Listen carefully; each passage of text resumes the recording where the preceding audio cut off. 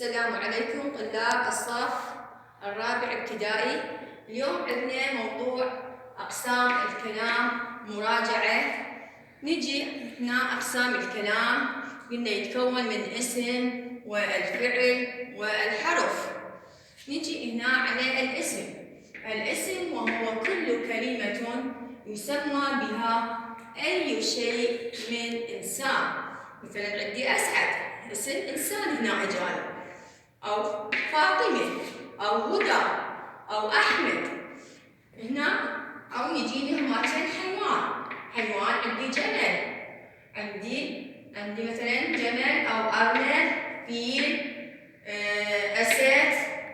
أو يجيني أيضا نبات، عندي تفاح أو موز أو عنب. هنا أيضا يجيني جماد، جدار، باب، شباك، أو أي شيء آخر، هواء، سماء، أرض. هذا عندنا الاسم. نجي على الفعل. الفعل هو كل كلمة تدل على حصول عمل في زمن معين، نحو دافع. هنا أجاني في زمن معين هو زمن الماضي، يقرأ، وهو أيضا زمن المضارع اللي بعدنا ما ماخذينه. وقل هنا أجاني في زمن الأمر. فنجي أيضا على الحرف.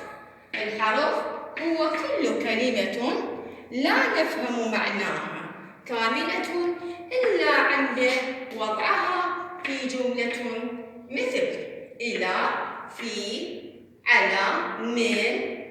وكذا عندي الجملة هاي الكتاب في الحقيبة. عندي الكتاب هنا أنا وين لقينا؟ في. هنا في هي علامة هذا هو الحرف. الكتاب في الحقيبة.